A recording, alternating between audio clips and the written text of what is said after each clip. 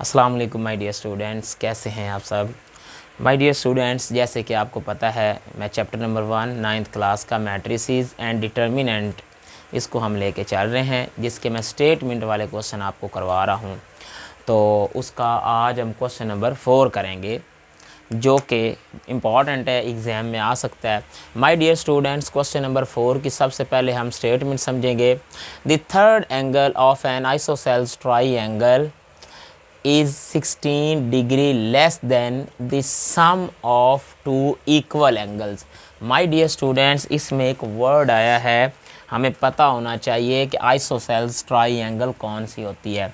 तो dear students याद रखिएगा, आइसोसेल्स ट्राइएंगल वो ट्राइएंगल होती है जिसकी दो साइड्स और दो एंगल आपस में इक्वल, ये साइड और ये साइड इक्वल हैं, तो फिर ये एंगल और ये एंगल भी इक्वल होंगे।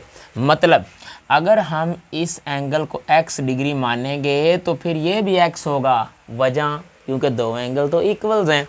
तो फिर हमें माय डियर स्टूडेंट्स ये थर्ड एंगल को y लेट करना होगा। मेरी बात आप गौर से समझ चुके होंगे। तो सबसे पहले तो हम लेट करते हैं ना कि two same angle. My dear students, इसका हम सोल्यूशन स्टार्ट करते हैं। मैं लिखता हूँ consider two same angles, consider two same angles. तो माय डियर स्टूडेंट्स वो मैं आपको समझा चुका हूँ, अगर पहला x डिग्री होगा तो दूसरा भी x डिग्री ही होगा। उसकी रीज़न ये है कि आइसोसेल्स ट्राइएंगल में दो एंगल इक्वल होते हैं।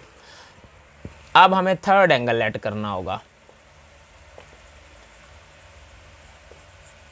तो third angle my dear students हमें रखना होगा y डिग्री। ओके, तो एक ट्राइएंगल में कितने एंगल होते हैं? 3 एंगल होते हैं। तो मैंने वो जो दो एंगल आइसोसेल्स ट्राइएंगल के हैं वो इक्वल मान लिए हैं और थर्ड एंगल हमने y डिग्री ले लिया। अब आप लोग लिखेंगे according to the first condition of the question. According to the first condition of the question. तो my dear students first condition क्या है? अब ध्यान देना है, आप लोगों ने इसे समझना है। द थर्ड एंगल, बात कहाँ से वो स्टार्ट कर रहा है? थर्ड एंगल से। तो मैं भी इधर लिख देता हूँ थर्ड एंगल। कौन सा लिख देता हूँ? थर्ड एंगल मैंने लिख दिया, जिसको मैं इक्वल रखता हूँ। वो कहता है the third angle of an isosceles triangle is, वो है 16 डिग्री लेस, 16 डिग्री कम, of the sum of the two equal angle. वो जो दो इक्वल हैं उनका सम करें और उसमें से 16 लेस करें तो थर्ड एंगल बनता है। मतलब माय डियर स्टूडेंट्स हमने जो इक्वल एंगल लिए हैं वो एक्स एक्स हैं। थर्ड एंगल मीन इधर हम लिख देता हूँ मैं सम ऑफ टू इक्वल एंगल्स, और इस सम में से माइनस हमने करना है 16, फिर जाके थर्ड एंगल इक्वल आता है। दोबारा फर्स्ट कंडीशन समझ लें। The third angle of an isosceles triangle is 16 degree less than the sum of the two equal angles. Okay, तो माय डियर स्टूडेंट्स आपको समझ होप सो आ गई होगी। तो थर्ड एंगल चेक करें, मैंने तो y रखा हुआ है तो इस ये आ जाएगा y, और सम ऑफ टू इक्वल कौन है? मीन x में ऐड हो जाएगा x, और इसमें से 16 माइनस हो जाएगा। तो ये हो जाएगा my dear students 2x minus 16। अब हमें तो इक्वेशन बनाने के लिए एक्स वाई इधर चाहिए, इसको उठाकर इधर ले आएँ। तो ये हो जाएगा माइनस का 2x is equal to minus, इधर माइनस 2x हो जाएगा, प्लस y ऑलरेडी है और उधर बचा माइनस 16। ये इक्वेशन नंबर 1 मैंने बना ली। अगर किसी को इशू है तो वो मुझसे पूछे। माय डियर स्टूडेंट्स हमारी पहली इक्वेशन ये बनी है इस कंडीशन को यूज़ करते हुए। अब हमने इसकी सेकंड इक्वेशन बनानी है। तो सेकंड इक्वेशन के लिए हम क्या करेंगे माय डियर स्टूडेंट्स? तो आपको याद होना चाहिए कि जो ट्राइएंगल होती है उसके जो इंटरनल एंगल होते हैं वो होते हैं 3, और उनका सम हमेशा 180 डिग्री होता है। ये आप याद रखेंगे। अब आप लिखेंगे the sum of the internal angle of an triangle is equal to 180 degree, since the sum of the internal sum of the internal angles of a triangle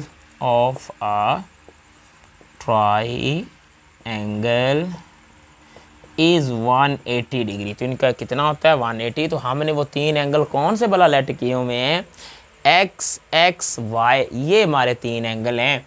तो इनको ऐड करो, x प्लस वाई और आंस कितना आएगा 180 degree. My dear students, x और x कितने हो गए 2x plus Y is equal to 180।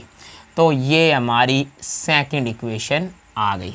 यहाँ तक किसी को कोई प्रॉब्लम है तो वो मुझसे कमेंट सेक्शन में पूछ सकता है। माय डियर स्टूडेंट्स, ये हमारी फर्स्ट इक्वेशन है, वो हमारी सेकंड इक्वेशन है। अब इनको यूज़ करके हमने एक्स वाई की वैल्यूज़ फाइंड करनी है और ऊपर लिखा हुआ है कि आपने दो मेथड लगाने हैं, बाई मैट्रिक्स इन्वर्जन मेथड से भी इसे हमने सॉल्व करना है और साथ साथ हमने इसे सॉल्व करना है क्रैमर रूल से। तो पहले मैं आपको मैट्रिक्स इन्वर्जन मेथड से सॉल्व करवाता हूँ। तो पहले हम इनको करते हैं by matrix inversion method.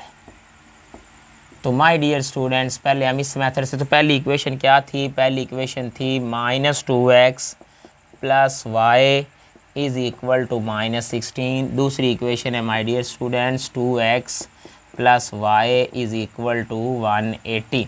Equations को दोबारा गौर से देख लेना है। अगर इक्वेशंस आपने गलत लिख ली तो सॉल्व टोटली रॉन्ग हो जाएगा। -2x plus Y is equal to -16 और दूसरी है 2x plus Y is equal to 180।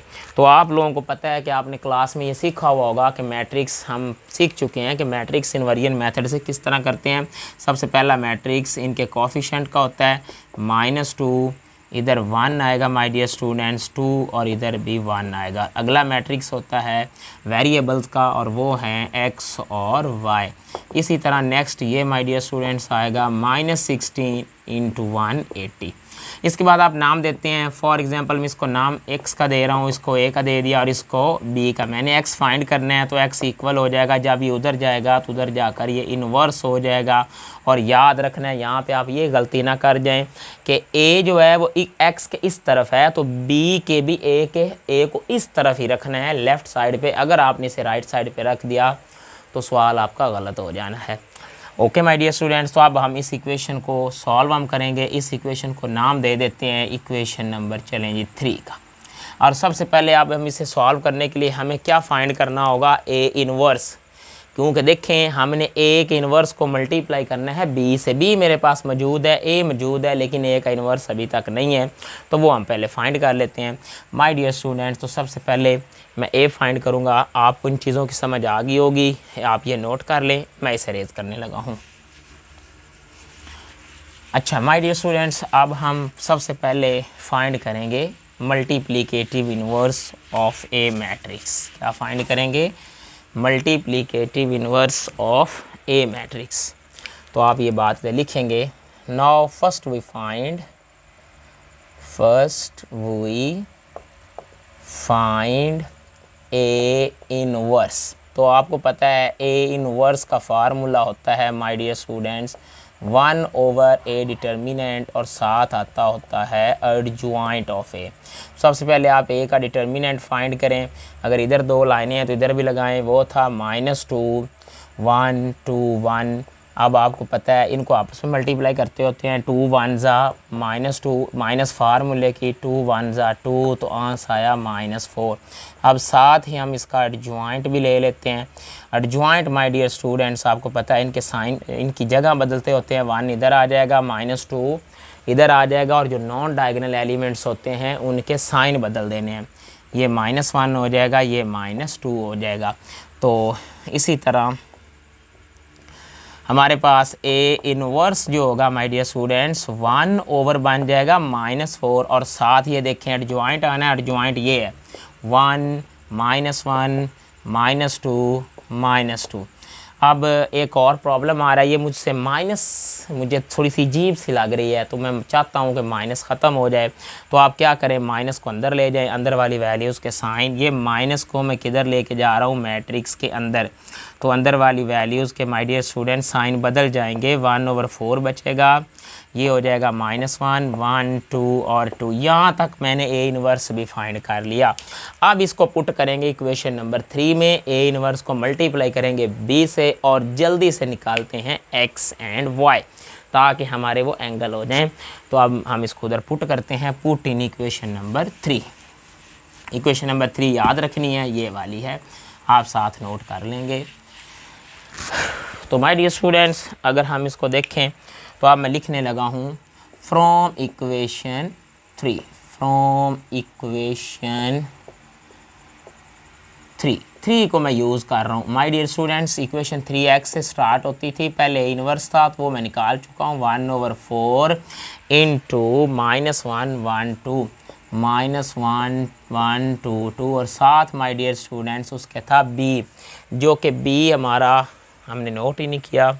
असल में b क्या था हमारे पास माय डियर स्टूडेंट्स, b था नीचे आएगा 180 था, और फर्स्ट इक्वेशन किसके इक्वल थी, वो थी -16। वो आप लोग उधर से b नोट कर लेंगे। तो ये हमारा b था। अब माय डियर स्टूडेंट्स, पहले ये दो मैट्रिक्स आपस में हो रहे हैं मल्टीप्लाई, तो आप इनको करेंगे मल्टीप्लाई। इधर से आपको पता है रो को पकड़ते होते हैं, इस कॉलम के साथ करें तो मैं डायरेक्टली करूँगा, -1 16 से होगा, माइनस माइनस प्लस 16 1 ज़ा 16 प्लस ये 181 से होगा तो 180 आ जाएगा, नीचे 2 इससे होगा तो माय डियर स्टूडेंट्स ये हो जाएगा माइनस का 32 प्लस 2 180 से होगा तो माय डियर स्टूडेंट ये हो जाएगा 360। यहाँ तक समझ आ गई होगी। और अगर आपको याद हो तो हमने x को लेट किया हुआ था, x और y हम वो लिख देते हैं 1/4, इनको ऐड करते हैं तो माय डियर स्टूडेंट्स ये हो जाएगा 196। और अगर इसमें से 360 में से 32 को माइनस कर दे, 360 में से 32 माइनस करेंगे तो 328 आंसर आएगा। अब 1/4 को अंदर मल्टीप्लाई कर दें माय डियर स्टूडेंट्स, जब आप 1/4 को अंदर मल्टीप्लाई करेंगे तो ये अंदर चला जाएगा, 1/4 मल्टीप्लाई 196, इधर भी 1/4 मल्टीप्लाई 196 नहीं आएगा बल्कि 328 आएगा। कटिंग करते हैं, 4 1 ज़ा 4, 4 4 ज़ा माय डियर स्टूडेंट 16, तो इधर से कितने बचे 3, तो बन गए 4 9 ज़ा 36, ये आ जाएगा माय डियर स्टूडेंट्स 4 8 ज़ा 32 और ये आ जाएगा 82 मीन। तो ये आ गया, ऊपर बचा 49, नीचे बचा 82, क्या बचा एंगल 82। और आपको पता है अब ये दोनों मैट्रिक्स इक्वल हैं तो x की वैल्यू आ गई 49 और y की वैल्यू आ गई 82। और अगर आपको याद हो तो हमने x और x दो इक्वल एंगल नहीं माने हुए थे, अगर एक x 49 है तो फिर दूसरा x भी 49 होगा और एक 82 होगा।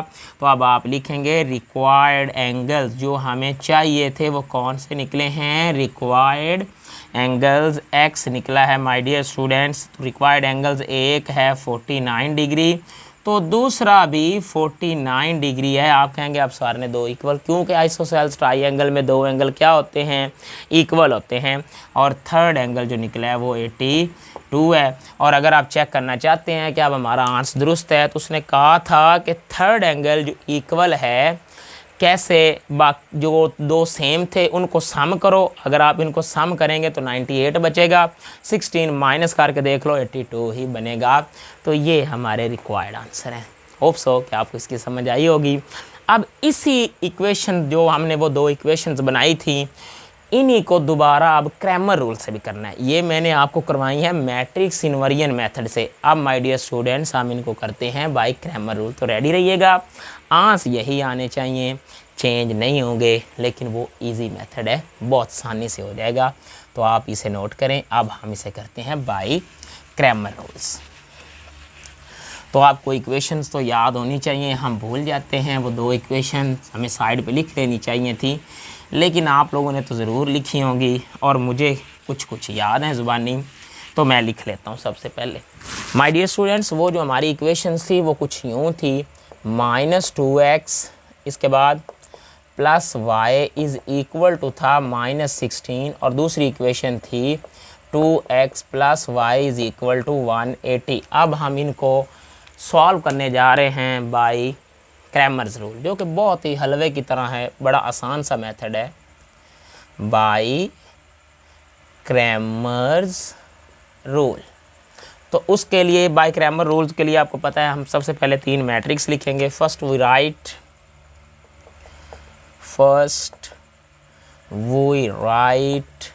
कौन सा, AX एंड AY मैट्रिसेस।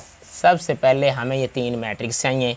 तो A जो मैट्रिक्स होता है माय डियर स्टूडेंट्स, वो इनके कोफिशिएंट्स का होता है -2, 1, 2 और 1 आ जाएगा। यहाँ तक समझ आई कि नहीं आई? इसी तरह माय डियर स्टूडेंट्स अगर हम देखें तो AX मैट्रिक्स किस तरह लिखते होते थे, आप लोग ये सीख चुके हैं कि इस कॉलम को हटा देंगे, ये नंबर आ जाएंगे, -16 के साथ आ जाएगा 180 और बाकी 1 1 वैसे के वैसे।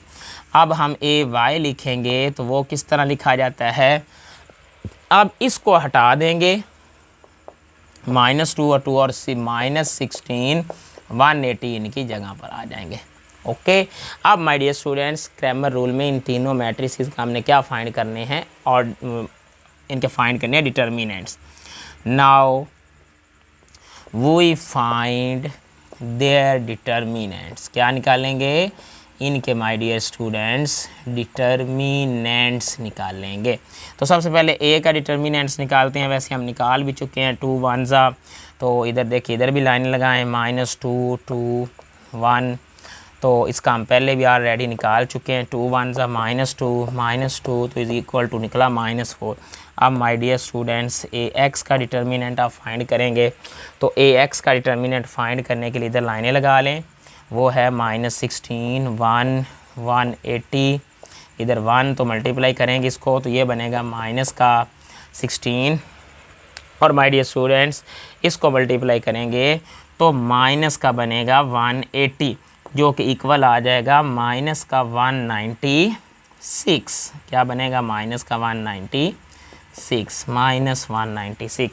इसी तरह माय डियर स्टूडेंट्स अब हम AY का भी डिटर्मिनेंट निकाल लेते हैं। अगर इधर हमने लाइनें लगाई हैं तो इधर भी लाइनें लगाएंगे, ये AY है -2 -16 2 और 180, यहाँ तक समझ आ गई होगी।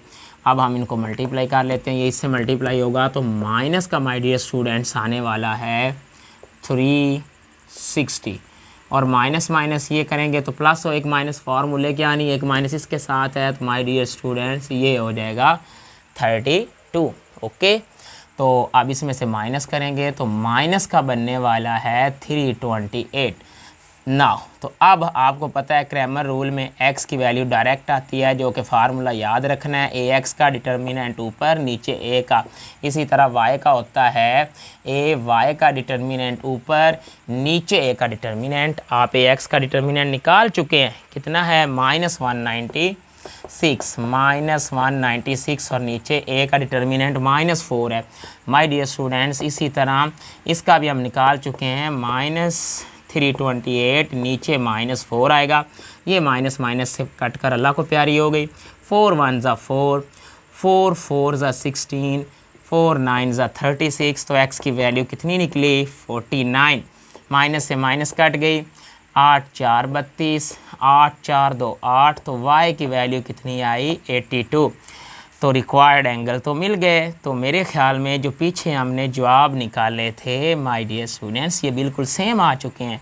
तो कौन कौन से हैं, अगर एक 49 डिग्री है तो दूसरा भी 49 है और तीसरा 82 है। क्यों? क्योंकि आइसोसेल्स ट्रायंगल में दो एंगल हम इक्वल मान चुके हैं। तो ये था आप लोगों का क्वेश्चन नंबर 4। तो इसके पहले मैं question number my dear student इसका 2 भी करवा चुका हूँ, क्वेश्चन नंबर इसका 3 भी हो चुका है, जिसके जो लिंक्स हैं वो मैं इस वीडियो के डिस्क्रिप्शन में लिख दूंगा। और नेक्स्ट आने वाली वीडियो में इंशाल्लाह आपको क्वेश्चन नंबर 5 करवाया जाएगा। तो मेरे चैनल के साथ जुड़े रहें ताकि आपको अच्छी से अच्छी वीडियो मिलती रहें और आप मैथमेटिक्स को आसान तरीके से समझते रहें।